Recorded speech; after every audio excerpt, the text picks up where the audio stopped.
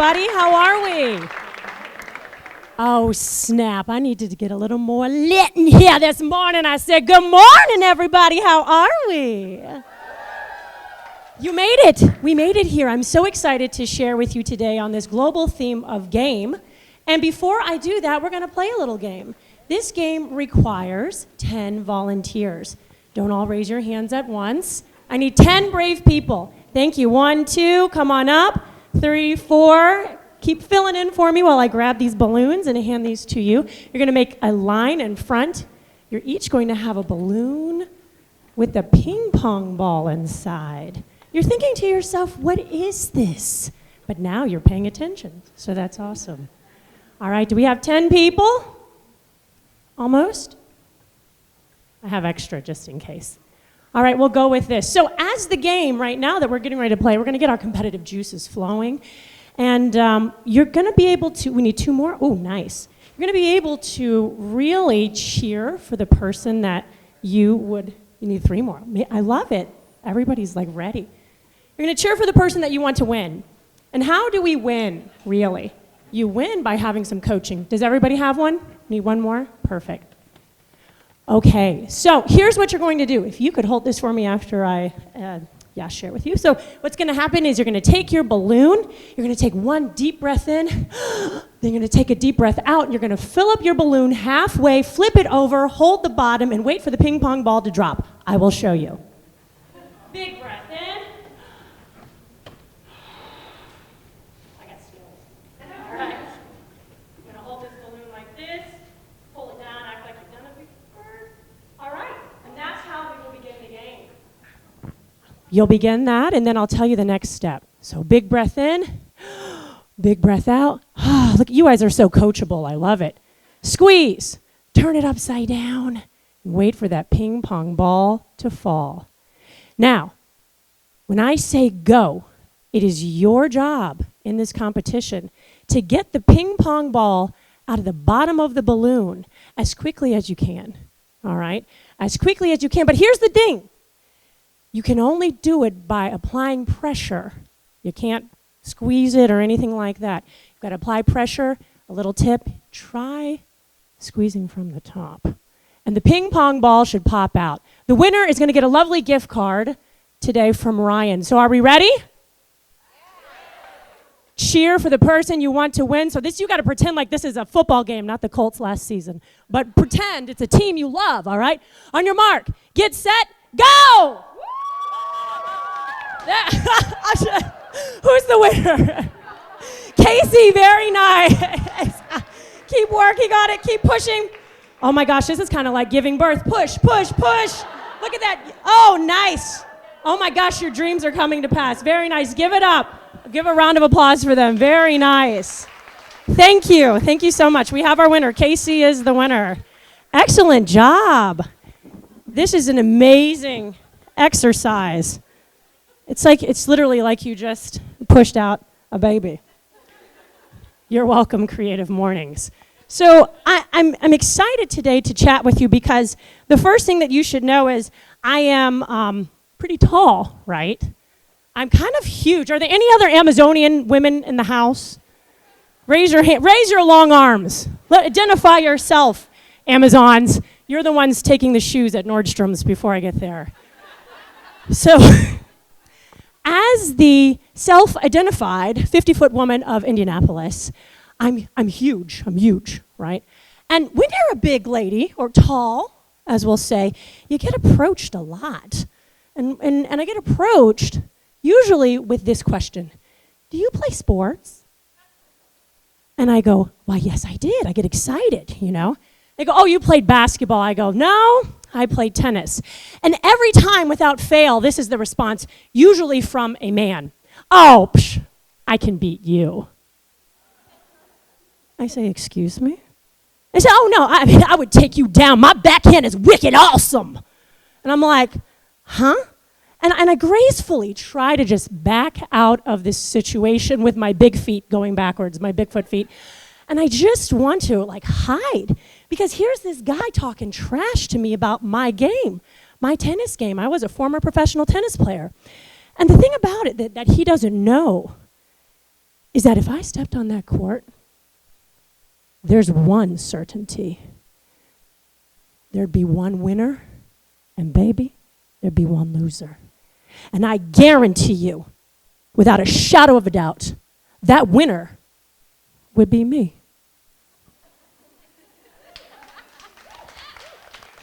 Why, you might be asking, why would I be the winner over basic bro who's talking trash to the 50-foot woman? I'll tell you why. It's because there's a difference between me and him. The difference is 35,840 hours. Lord, I'm going to say it again. 35,840 hours. Now, I went to University of Florida. I know there's a gator in the room somewhere. Woo woo! But my major was English. So this was a lot of calculations for me to prepare for the Creative Mornings this morning. And it turns out from the ages of 3 to 23, I spent 35,840 hours practicing for the game. Now, for all you math magicians in here, you probably already know that that equals 4 years. 4 years. So if you woke up today and you didn't use the restroom, if you didn't eat, if you didn't sleep, but you stayed awake for 4 years, I still would have been practicing from ages 3 to 23. Whew, that's kind of a lot, but it's not clear enough. Let's say you wanted to go from Earth to Mars. It's a long trip. NASA can do it in 333 days. Elon Musk, 80. Kimball Musk, his brother. Okay, he says you can do it in 80 days, but let's just go with NASA. 333 days. Do you know how many times you could go from Earth to Mars and I'd still be practicing? 4.5 times. That's a lot of hours. Now finally, I can't judge this room, but I can judge how popular a TV show is. Has anybody in here watched Game of Thrones? Yeah? It's okay to admit it, yeah? Let's say that you're like a super fan. You're geeking out over it. You watch seasons 1, 2, 3, 4, 5, 6, and 7. I'm exhausted just thinking about it. But you'd have to watch it 564 times. And I still would be practicing. That's why when I step into the game and I step into life, I know what's going to happen. So the interesting thing about people that commit to become high performance, or we'll call it world class, whatever is world class that you're trying to accomplish, whether that's art, I don't know if it's math, I don't know if it's science. Every high achiever, someone with a goal, what we all have in common is a dream. That's the thing that is propelling you forward. That's the thing that makes you go, man, I want to put in more hours today. I want to miss that birthday party. I don't want to have a spring break trip. I don't want to go swimming. I need to practice. So I have a little saying for that dream, which is, I am unstoppable when I know what I want and why. So if you have your phone, you can write this down because I have 3 distinct points. This is the first one. Know this about yourself in this game of life, that you are unstoppable when you know exactly what you want. In the case of sports, that's winning, right? That's competing. Maybe that's sacrifice. The 3 things that I'm going to share with you today that I've learned from the game, have to do with sacrifice, hope, and winning. So first off, know exactly what you want. That's really important. Now, sacrifice. This is the first point today. There's a difference between sacrifice and commitment. Commitment is what you really want to do, what you say you're going to do. You know, you could be committed in a relationship. You could be committed in a marriage. You can also not be committed. But if you sacrifice, that's a difference because you're giving to that cause and to what you believe in, even when it doesn't feel good. So I say, if character is what you do when no one is watching, sacrifice is what you do when no one cares. How do you know you're sacrificing? You know you're sacrificing when it's painful. The work of excellence that athletes go through in the game has to do with pain. Can I get up and push myself 8 hours today to the max, to the point that I feel that I'm going to collapse? And can I just take one step further, one step closer? Then you go home, you go to sleep, and you wake up, and you do it again, then you do it again, then you do it again. So that's what sacrifice is all about. My question for you about sacrifice is, what am I willing to give up in order to achieve my dreams? The more beautiful question the more beautiful an answer. So these 3 questions to you today, when you apply them to your life, will produce beautiful answers. So ask yourself that. For me, in the space of business, that meant I had to give up my right to be afraid and my right to be offended. I have to give up those 2 things every day. I have to sacrifice that. Because it kind of feels good sometimes to be offended, right? Kind of feels good sometimes to be afraid. It surely helps me when I think about jumping out of a plane. I'm too afraid to do it. But you're really only afraid of the things that you can achieve. The second point is hope. Hope is fascinating. There's this quote that I love from the psychologist Barbara Fredrickson out of UNC Chapel Hill. And what she says is that hope comes into its own when crisis looms, opening us to new creative possibilities. And everybody in here is creative this morning. So what's cool about adversity, what's really unique about crisis is that that's what sport does, okay? Sport is a fabricated crisis that you respond to. That's what game is. And the best people that respond to this crisis are those that don't play the game because you practice a lot more. I practiced 35,840 hours. I lifted weights, I ran, I listened to coaches, I got cussed out, I did everything, but I still didn't achieve my ultimate dream. I aimed for Mars, right? But I kind of landed amongst the stars. Eat your heart out, Malcolm Gladwell. It takes more than 10,000 hours. So that crisis is a really unique opportunity when you're playing the game of sports. So my question to you, my second question is, why are you hoping? If I want to go to California, there are so many different ways that I could get there. I could walk, I could drive, I could crawl, I could strut, if I want to get to California. But that's how. The most important thing is why, right? Why do I want to get there? So why are you hoping? Why are you allowing yourself to hope? Because you can also be disappointed.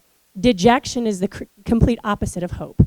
And a dejected place to be where you can't see a vision of the future is so depressing and it's so powerless. And the only way to get your power back is to become hopeful and also to become grateful. So hope. Why are you hoping? Then lastly, win. Don't we all want to win? Can I get like a round of applause if you want to win? Yeah? I certainly want to win. Sometimes you want to win so bad that you're almost like relieved that you won instead of happy that you didn't lose. It's a weird feeling. But the trick about winning is, when is it enough? Right? You're only as good as your last project. You're only as good as your last game. When do you stop saying oh my goodness, I won, but I'm not there. With tennis, it's a head-to-head, mano y mano, mana y mana situation. There's a direct loser, right? And sometimes it is that way in jobs and in life when you're maybe bidding for projects. You're going to lose. And what's interesting about this is that Steph Curry, who knows who Steph Curry is? He's a basketball player. Who knows who his wife is? Oh, I saw a lot more hands. Anyways, he's one of the best shooters in the NBA. And he takes 2,000 shots for his game a week, which comes out to, he says, about 250 shots a day, 100 shots before the game.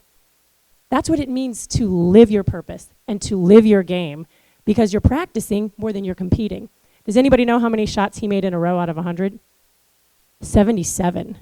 77 shots. The weird thing about that is that means he missed on shot 78. So he still lost. He still didn't achieve his goal of 100 in a row, even Steph Curry. So this quote is really meaningful to me. It's by Denver Hutt, who was the first executive director of the Speakeasy.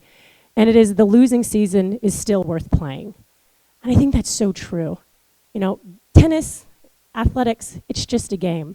There's so much more that we have to lose outside of your careers, outside of being creative, outside of pursuing your dreams. So we have to keep perspective, because you're going to lose a lot more than you're going to win. And it's never going to be quite enough. I saw Serena has a new documentary, Serena Williams, that just came out. And she's won so many titles. It's not enough. She pushed that baby right out just like you did with your balloons. And she's coming back at it. Why? Because she wants to win, no matter what. So that's all right, but realize when you are successful and celebrate those moments. Lastly, how many times will you begin again to win? How many times are you going to get knocked down There's a lovely quote by an amazing ancient philosopher by the name of Mike Tyson. I want to do this when I say Mike Tyson. He's a vegan now. He went from eating people's children to being a vegan. I friggin' love Mike Tyson. And he says, everybody, no, I'm just kidding. He says, everybody has a plan until they're punched in the mouth. Damn, Mike. But it's true, right? How many times will you begin again to win? You're gonna get knocked down. Things are gonna suck. You're gonna do everything right, and you're not gonna achieve your goals. That's the truth. But what are you going to do to get up and rise again out of the friggin' ashes of your life? And I've had to do that time and time again. And it's not fun. I'm not gonna lie to you, it's not fun. It's not fun to fail. It's not fun to get criticized. It's not fun to put yourself out there. Here I am, world. Don't reject me. Love me. But the best people do it time and time again. And that's how you're gonna determine what winning is for you, is when you are enough for yourself. So sacrifice, hope, and win. I believe that you have more inside of you right now than you ever even thought about. And I know that this may not be for everyone, but there is someone in here today that needs this hope, that needs to hear this message, that needs to see somebody who's survived through a lot of peril to be able to speak to you on the stage. Hold on to your hope. Hold on to your vision. Be inspired by your unique self, knowing that you can win at whatever you put your mind to achieve. Thank you for having me this morning. I'm so grateful, and thank you for playing along with my game.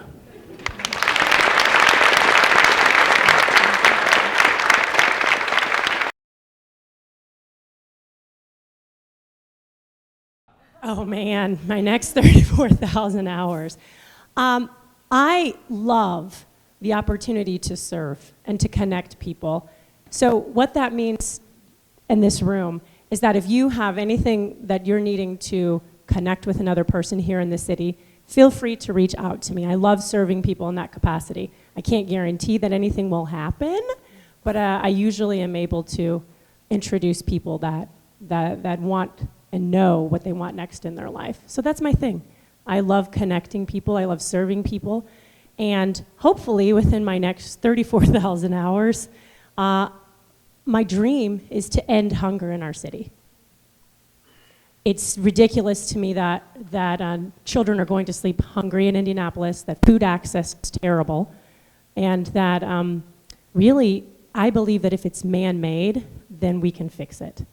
And so answering that call of that need, I work through the Potashu Foundation, and we feed children that are hungry and hunger at risk, nutritious scratch-made meals. So that's kind of my secret vision on my vision billboard, is to end childhood hunger by 2020. No pressure. You are so welcome to help me. CrowdRise page, I'll DM you. So yeah, next few hours. I think there was one more person who was being nice and asked a question. Yeah, Open Gym Indy. Yeah, it's my business. See, I'm all about like the task, right? I don't even tell you what I do. So I own a business where you can go to 40 different gyms for one fee. Isn't that amazing? I just dramatic pause. Oh. I wanted to go to the baddest, most bougie gyms, but I didn't want to pay. Because it was like 20 to 35 bucks a time to just go try and like cycle in place to loud music. So I was like, what if we could go to all dim places? You can learn more about this at Open Gym Indy on Instagram. I feel like DMX, my album's gonna drop. But do it for the dog. Anyways, yes, so you can go to 40 different gyms, unlimited classes, for only $79 a month. So I made the Kool-Aid, I drink it. I think Open Gym Indy is amazing. And we're partnered with locally owned businesses. So these are all class-based. So yoga, cycling, HIIT, CrossFit, not so much. CrossFit's more of a lifestyle. I see all you Whole30 paleo people out there. Don't hide, be proud. Yes. Are there any other questions that I can answer for you?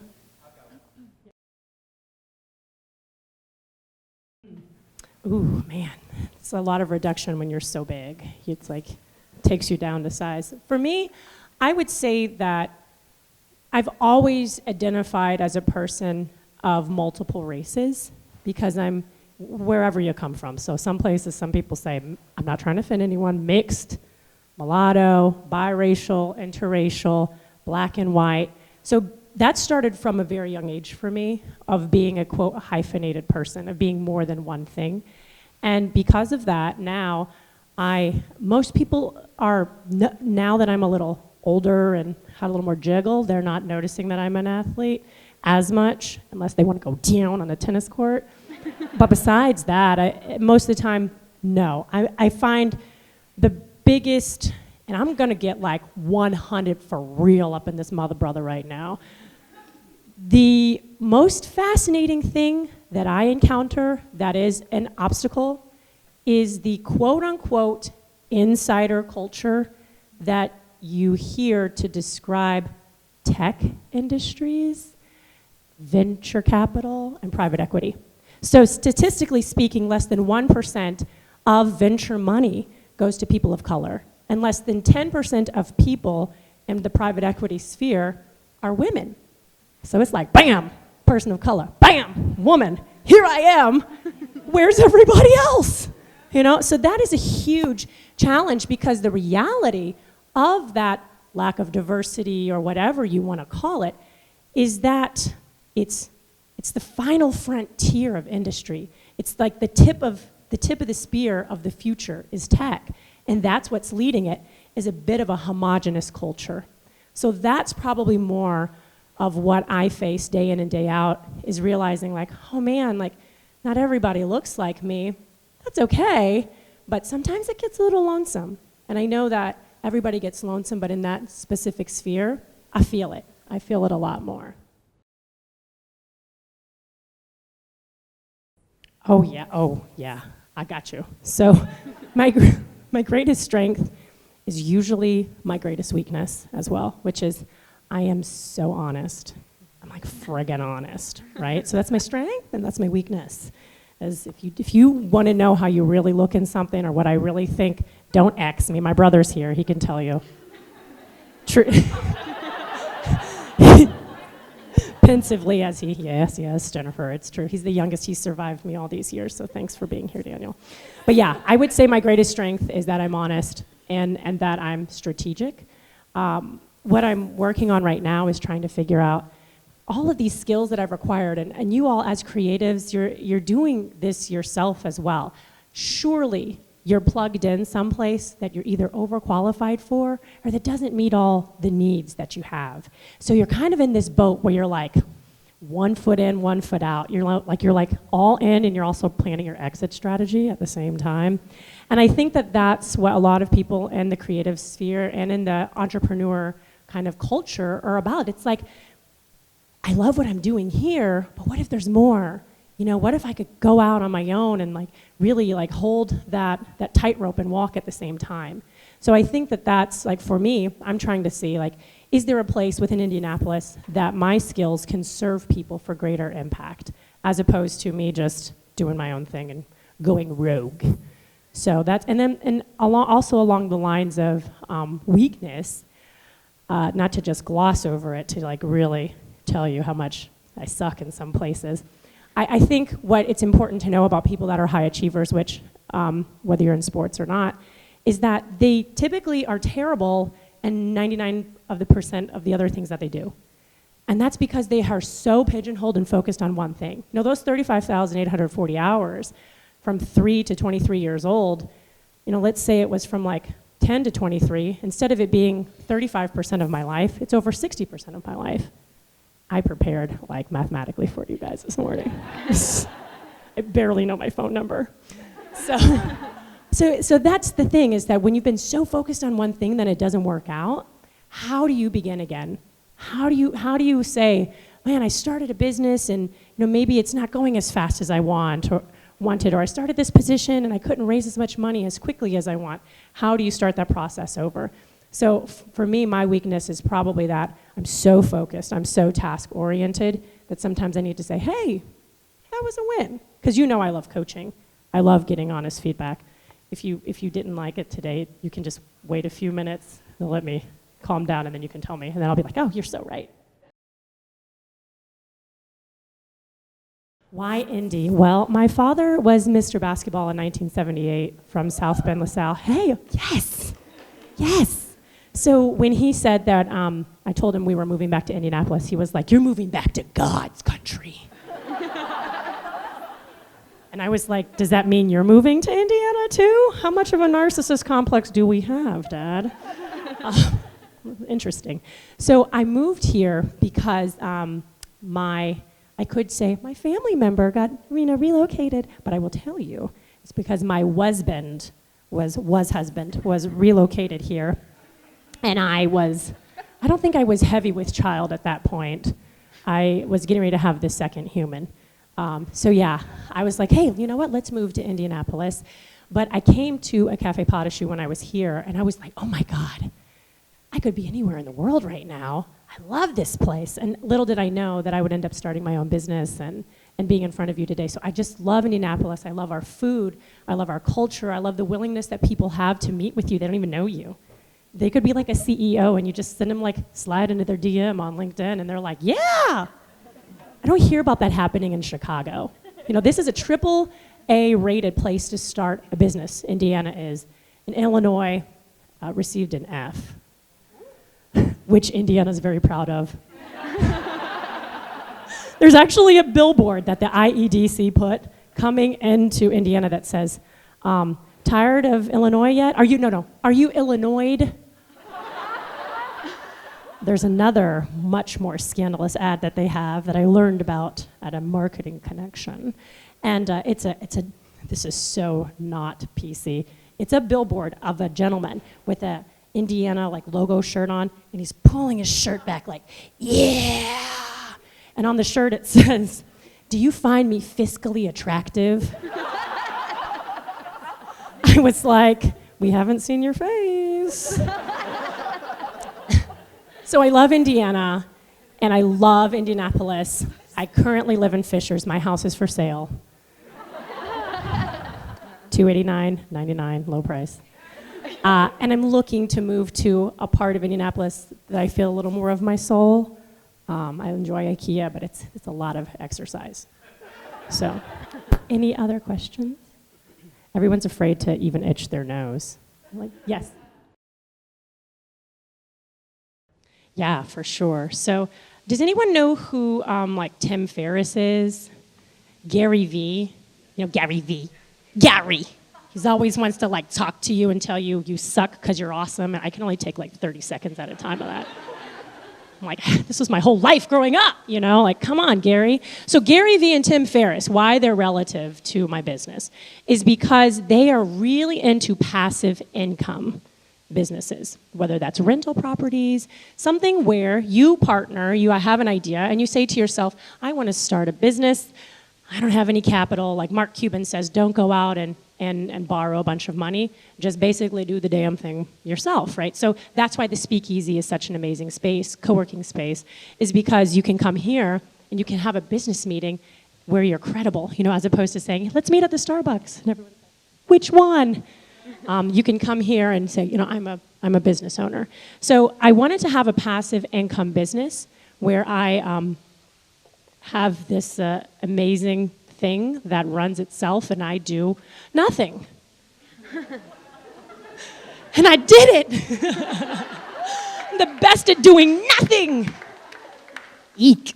So yeah, that's why I wanted to start my business. The hurdle of that was personal time and collateral. So rewind 3.5 years ago, I'm barefoot and pregnant and a nearly abandoned apartment in Fishers, Indiana, to now, I know all of you beautiful people. I was able to do that through building personal collateral and leading with a genuine intention of gratitude and serving others. So the main obstacle for me was money. I ain't got no money, right? How am I going to do this? So I took my tax return, which I don't even want to tell you the amount because then I might get judged. But I took all that little money and I said, all right, what can I do that will bring in money with very little effort? And that's what Open Gym Indy was. So the challenge of starting that business was going up to gym owners and saying, basically, are you having a class? Yes.